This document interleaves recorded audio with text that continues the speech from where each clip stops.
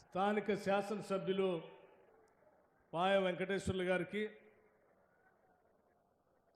అలాగే గౌరవ ముఖ్యమంత్రి వర్యులు శ్రీ రేవంత్ రెడ్డి గారికి, Akhila Bharata Congress committee AICC in-charge general secretary Telangana రాష్ట్రానికి ఉన్నటువంటి పెద్దలు దీపా దాస్ మున్షి గారికి, మరో ఏఐసిసి కార్యదర్శి సోదరులు రోహిత్ చౌదరి గారికి, జిల్లా కాంగ్రెస్ కమిటీ అధ్యక్షులు శ్రీ పోడెం వీరయ్య గారికి, తోటి సహచార మంత్రివర్యులు పెద్దలు శ్రీ ఉత్తమ్ కుమార్ రెడ్డి గారికి, అట్లాగే ఇన్ఛార్జ్ మంత్రివర్యులు కోమటిరెడ్డి వెంకటరెడ్డి గారికి, పొంగలేటి శ్రీనివాసరెడ్డి గారికి, సీతక్క గారికి, తుమ్మల నాగేశ్వరరావు గారికి, కొండా సురేఖ గారికి, ఇంకా వేదిక మీద ఉన్నటువంటి నా తోటి శాసనసభ్యులకి, మిగతా రాష్ట్ర కాంగ్రెస్ కమిటీ కార్యవర్గ సభ్యులకి, జిల్లా కాంగ్రెస్ కమిటీ కార్యవర్గ సభ్యులకి, అనుబంధ సంఘాల నాయకులకి,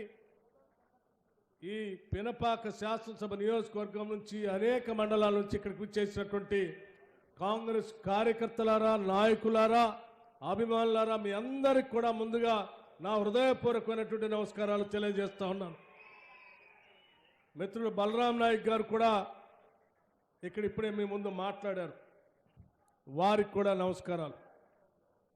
స్నేహితులారా, ఈనాటి ఈ సమావేశం నిజంగా రాష్ట్ర చరిత్రలో పేదలు, బడుగు, బలహీన వర్గాలకి సంబంధించినంతవరకు ఇల్లు లేని నిరుపేద ప్రజానికానికి ఈ రాష్ట్రంలో ఉద్భవించిన తర్వాత, ప్రత్యేక రాష్ట్రం వచ్చిన తర్వాత సువర్ణ అక్షరాలతో లిఖించుకోదగినటువంటి రోజు ఈ రోజు అని నేను చాలా స్పష్టంగా, ధైర్యంగా కూడా చెప్తా ఉన్నా.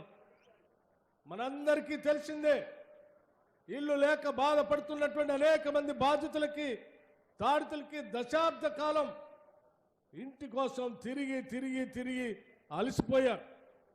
అలా అలసిపోయినటువంటి ప్రజానికానికి కాంగ్రెస్ పార్టీ ఒక గ్యారంటీ ఇచ్చింది. కొట్లాడి మనం తెలంగాణ రాష్ట్రం తెచ్చుకున్నాం. సంపదంతా దోపిడికి గురవుతా ఉంది. దోపిడికి గురి కాకుండా సంపదని ప్రజలకే పంచుతామని 6 గ్యారంటీలను మేము ప్రకటించాం. ఆ 6 గ్యారంటీలు ప్రకటించిన వాటిలో ఈనాడు అత్యంత ప్రధానమైనటువంటి ఇందిరమ్మ ఇల్లుకు సంబంధించి ఈ లక్ష్మీ నరసింహస్వామి వారి ఆశీస్సులు, వారి దర్శనం, శ్రీ సీతారామచంద్ర రాముల వారి దర్శనంతో, వారందరి ఆశీస్సులతో ఈ రాష్ట్ర పేద ప్రజల కోసం కాంగ్రెస్ పార్టీ ఇచ్చినటువంటి వాగ్దానాన్ని నెరవేర్చే కార్యక్రమాన్ని ఈ రోజు మనం సౌహృదయంతో రాష్ట్ర ప్రభుత్వం ప్రకటించినందుకు యావత్ రాష్ట్ర ప్రజానికం అందరి తరపు నుంచి కూడా పేదల పక్షాన రాష్ట్ర ప్రభుత్వానికి హృదయపూర్వకమైనటువంటి అభినందనలు, కృతజ్ఞతలు తెలియజేస్తా ఉన్నాను. మిత్రులను ఆలోచన చేయండి. ఈ పినపాక శాసనసభ నియోజకవర్గం ఎప్పుడు కూడా కాంగ్రెస్ పార్టీకి కంచుకోట లాంటిది. కాంగ్రెస్ పార్టీ 6 గ్యారంటీలు ప్రకటిస్తే ఇస్తారా లేదా అని చూశారు. చూసినటువంటి 6 గ్యారంటీలకు సంబంధించి మహిళలు మహాలక్ష్మిలాగా గౌరవించుకుంటూ ఆర్టీసీ బస్సులో ఉచితంగా ప్రయాణం చేసే కార్యక్రమాన్ని పట్టుమని 10 నిమిషాలు కూడా మేము శాసనసభలో ప్రమాణ స్వీకారం చేసామో లేదో బయటకు వచ్చి వెంటనే మహిళలందరికీ కూడా ఆర్టీసీ బస్సులో ఉచితంగా ప్రయాణం చేసే కార్యక్రమాన్ని ప్రకటించాం, అమలు చేస్తున్నాం. ఈరోజు పెద్ద ఎత్తున రాష్ట్రంలో ఉన్నటువంటి మహిళలంతా కూడా ఆర్టీసీ బస్సులో ఎక్కడి నుంచి ఎక్కడికైనా తిరిగే కార్యక్రమం జరుగుతాం. ఆరోగ్యశ్రీకి సంబంధించి అడవులో పుట్టిన బిడ్డలం, బాధితులం, తాడుతులం, ఒంట్లో బాగాలేకపోతే చెట్టుకో పుట్టకో దండం పెట్టుకొని వైద్యం చేయించుకోవడానికి డబ్బులు లేక దేవుడి మీద భారం వేసేటువంటి మనం ఈరోజు దేవుడి మీద భారం వేసి ఇంట్లో ఉన్నటువంటి మనిషి వదిలిపెట్టడం కాదు, ఇందిరమ్మ రాజ్యం మీకు అండగా ఉంటుందని 10 లక్షల వరకు రాజు ఆరోగ్యశ్రీ కార్యక్రమాన్ని గ్యారంటీగా ప్రకటించి అమలు చేస్తున్నటువంటి ప్రభుత్వం ఈరోజు మీ ముందు ఉంది. అంతేకాదు మిత్రులను ఆలోచన చేయండి.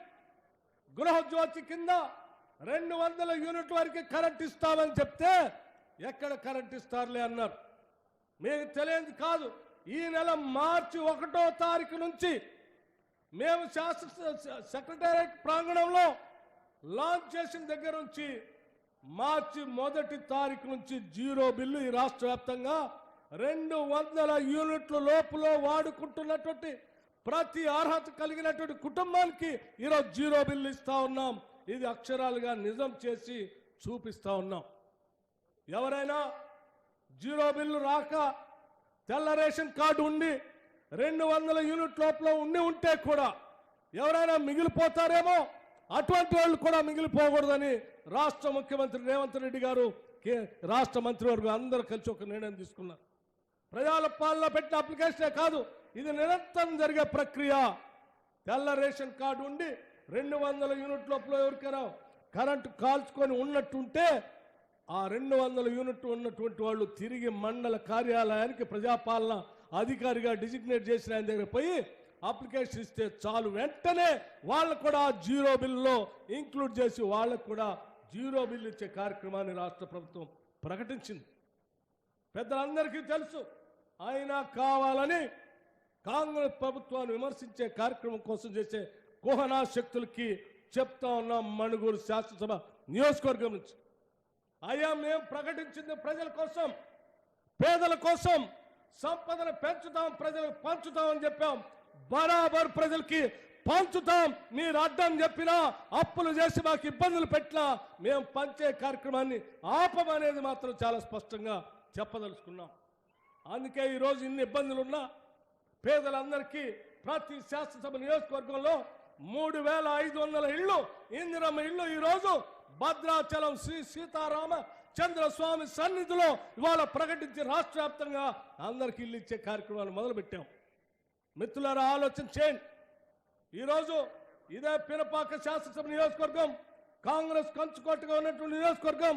గత శాసనసభ ఎన్నికల్లో కూడా ఇక్కడ కాంగ్రెస్ పార్టీ అభ్యర్థిని గెలిపిస్తే సిగ్గు లేకుండా పార్టీని మారి, పార్టీని అమ్ముకొని టీఆర్ఎస్ పార్టీలో చేరితే చివరికి పార్టీలో చేరటమే కాదు, తల్లి లాంటి కాంగ్రెస్ కార్యాలయాన్ని కూడా టీఆర్ఎస్ పార్టీకి దఖలు చేస్తే నీకు బుద్ధి చెప్తామని చెప్పి ఈ శాసనసభ నియోజకవర్గ ప్రజానికం, కాంగ్రెస్ కార్యకర్తలు భారీ ఎత్తున కాంగ్రెస్ అభ్యర్థిని గెలిపించి టీఆర్ఎస్ పార్టీకి బుద్ధి చెప్పారు. రేపు రాబోయే ఎన్నికల్లో కూడా మీరు 10 ఏళ్ళు పరిపాలన చేసి డబుల్ బెడ్రూమ్ ఇల్లు ఇస్తా అన్నారు, ఇవ్వలేదు. పోడు భూములు పంచుతా అన్నారు, పంచలేదు. ఇంటికో ఉద్యోగం ఇస్తా అన్నారు, ఇవ్వలేదు. ఏమీ చేయనటువంటి మీకు ఇప్పటికే శాసనసభ ఎన్నికల్లో బుద్ధి చెప్పారు. మళ్ళీ చెప్తా ఉన్నాం, మేము మీలా కాకుండా ఇచ్చిన ప్రతి హామీని, ప్రతి గ్యారంటీని అమలు చేసుకుంటూ ముందుకు పోతా ఉన్నాం. రేపు జరగబోయేటువంటి పార్లమెంట్ ఎన్నికల్లో కూడా ఈ మహబూబాబాద్ పార్లమెంట్ నియోజకవర్గం నుంచి మన అభ్యర్థిగా, కాంగ్రెస్ పార్టీ అభ్యర్థిగా మాజీ మంత్రులు బలరాం నాయక్ గారు పోటీ చేస్తా ఉన్నారు. అఖిల భారత కాంగ్రెస్ కమిటీ ఇప్పటికే ప్రకటించింది. భారీ ఎత్తున ఈ టీఆర్ఎస్ పార్టీకి బుద్ధి చెప్పేటట్టుగా భారీ ఎత్తున చేగుర్తుపైన ఓట్లేసి గెలిపించవలసిందిగా మీ అందరికీ విజ్ఞప్తి చేస్తా ఉన్నాను.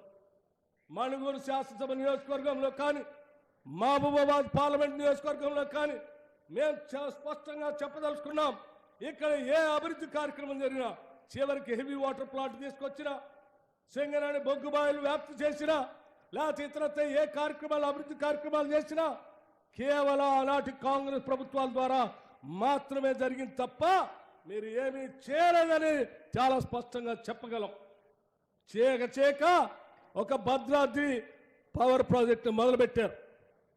కలుషితమైనటువంటి సబ్ క్రిటికల్ టెక్నాలజీని తీసుకొనొచ్చు, సూపర్ క్రిటికల్ టెక్నాలజీ వాడాల్సిందని వదిలిపెట్టి రాష్ట్ర ప్రభుత్వం మీద విపరీతమైనటువంటి భారం వేసి ఈ ప్రాంతాన్ని కలుషితమైన చేసేటట్టుగా కట్టినటువంటి భద్రాద్రి పవర్ ప్రాజెక్ట్ రేపొద్దున ఈ రాష్ట్రానికి భారం కాబోతాం.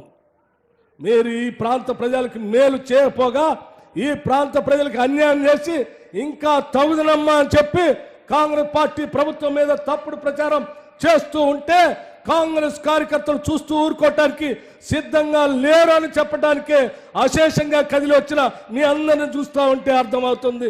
అందుకే సోదరులారా టీఆర్ఎస్ పార్టీకి, భారతీయ జనతా పార్టీకి బుద్ధి చెప్పి అత్యధిక మెజార్టీతో రాబోయే పార్లమెంట్ ఎన్నికల్లో ఈ రాష్ట్రం నుంచి 12 నుంచి 14 స్థానాల వరకు పెద్ద ఎత్తున గెలిపించుకొని ముందుకు పోదామని చెప్పి మీ అందరికీ నేను సవినయంగా మనవి చేస్తూ ఇంకా చాలా విషయాలు ఉన్నాయి. ఈ ప్రభుత్వం వచ్చి కేవలం 90 రోజులు ఉడకాలి. ఈ 90 రోజుల్లోనే మనం సాధించిన, ప్రజల కోసం చేసిన అనేక కార్యక్రమాలు ఉన్నాయి. ఆ కార్యక్రమాలన్నీ కూడా రాష్ట్ర ముఖ్యమంత్రి వర్యులు రేవంత్ రెడ్డి గారు మీకు స్పష్టంగా ఇంకా చాలా వివరించేది ఉంది. వారు వివరిస్తారని మీ అందరికీ సవినయంగా మనవి చేస్తూ కార్యక్రమానికి వచ్చినట్టు మీ అందరికి కూడా మరొకసారి నా హృదయపూర్వకమైనటువంటి ధన్యవాదాలు తెలియజేస్తూ సెలవు తీసుకుంటాను. జై హింద్, జై కాంగ్రెస్.